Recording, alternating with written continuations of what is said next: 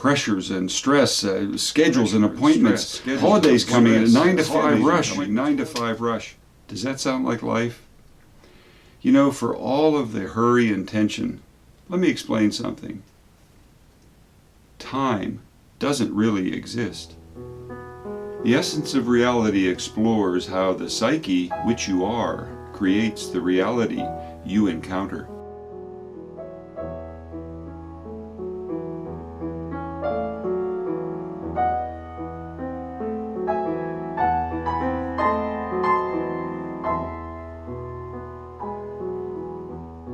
You found the essence of reality. You just happen to find it up at the top of Wheeler Peak. We look at consciousness here, at how life really works. You know, religion makes up stuff and pretends like it's real, and science doesn't get the whole picture either. You create your reality, and I'm here to help show you how. Stay tuned to this one. I've got some interesting things to look at concerning time and how we perceive of it, what we think of it. I've done some footage on my way up to Wheeler Peak here. This is in the Great Basin National Park, so we got some things to take a look at. This clip looks at consciousness with a focus on time.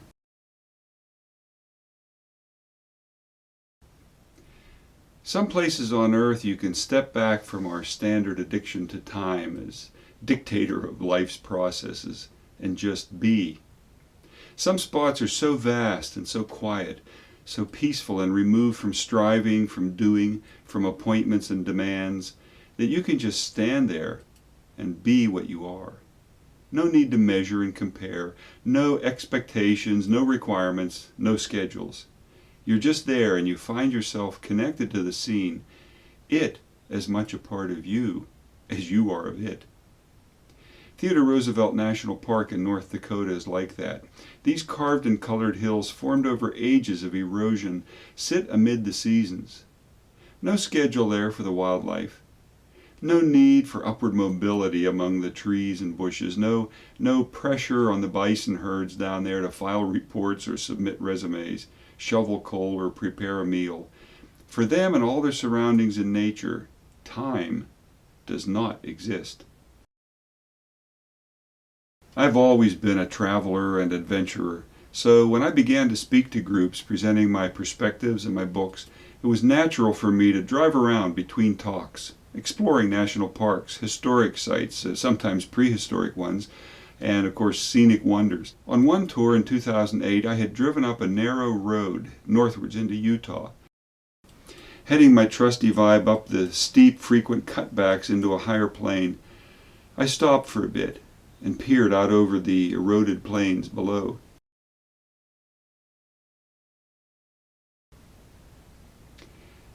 There exists no time element in that broad vista. Only it with you connected to the scene, breathing it, seeing it, feeling it. The moment you view its still beauty is the same as all such moments ever have been or will be. Its desert scene changes with every rainfall, morphs gently with the seasons, yet sits quietly for any viewer, bird, lizard, or human, who may wish to conjoin with it. Because, for whatever change may happen, the serene, timeless quiet here is always fully evident of the now moment.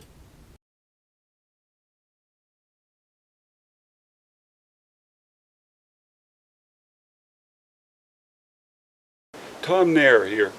There's a connection between you and the reality you encounter. I first came to see that in a mystic experience, that oneness, many years ago while traveling around Europe. These videos are here to illustrate those connections. One of the things that stands in the way of that is the way that we all came to see how life works. And that includes a lot of ideas that just aren't valid, but seem to be, because they're so built into our Western mindset. One of those I want to focus on while I'm up here at this beautiful Wheeler Peak and this stand of bristlecone pine is time.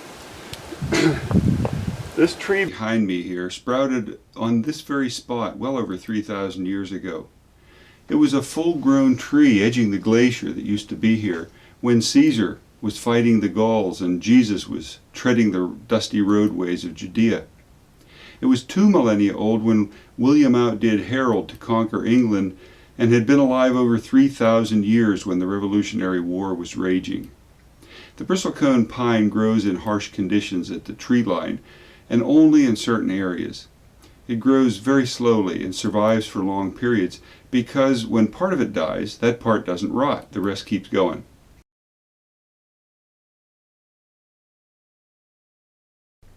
One tree in this stand is over 5,000 years old, a sizable tree already when the first Egyptian pyramid was built 4,600 years ago. But what about those numbers? What do they mean? Dating to antiquity, the notion of time is an invention of early man, not a discovery. From ancients marking the sun's position at solstice to the invention of sundials and onto clocks, time just grew in mankind's imagination.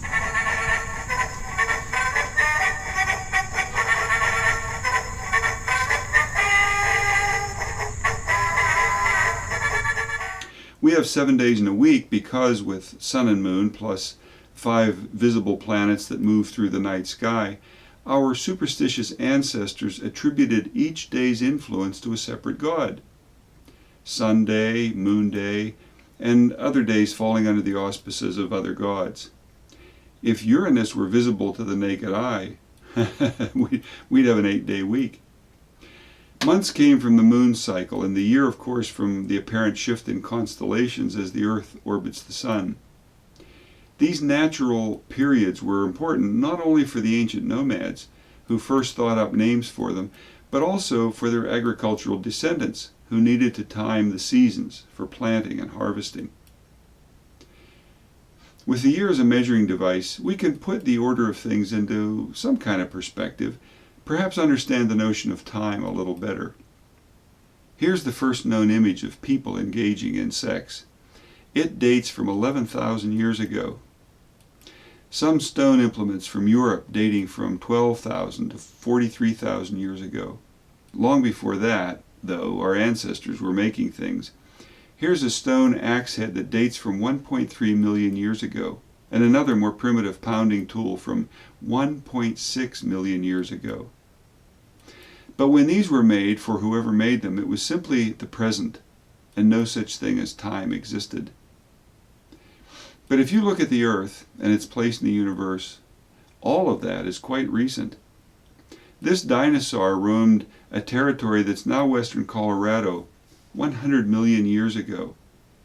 When it was running around chasing down a good meal, neither it, its prey, nor the domain had a name. And there was no such thing as time. When this tree fell into a bog 225 million years ago and started to petrify, there was no month to mark its demise, no year numbers assigned to its rings.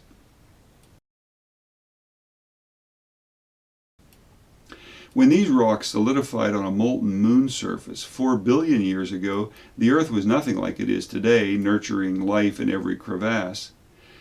Every day since then, every moment, every month and century, millennium, every billion years that passed, that rock lay in its exact spot of origin until an astronaut picked it up and brought it home. But the time that was passing was not measured or counted, because time didn't really exist. It was much the same now moment when that rock was picked up as it had been when it hardened from lava, and much the same as when I saw it at the Houston Space Center. Reality holds traces of things that once were, that passed through another now moment, but it has no depth of time to it beyond what we assign, and that indeed is what we make up, what we invent. Nature knows nothing of time, only of change and traces of forms that reality once passed through. In one breath you can see a hardy life form that's been living there since man was forging bronze, and another that sprouted just a few years ago. Neither of them cares at all about time, nor do they need to. For them, it's now, and that's all that matters. So, what about you? Why is your life so time-oriented, so hectic, so pressured? Those questions await another episode for detail. The point here is, time doesn't exist. When you realize that, you'll take a major step towards seeing your own real nature.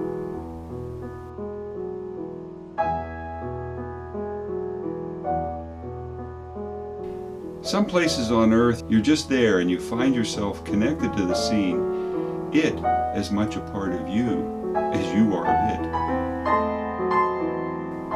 Dating to antiquity, the notion of time is an invention of early man, not a discovery. If Uranus were visible to the naked eye, we'd have an 8-day week.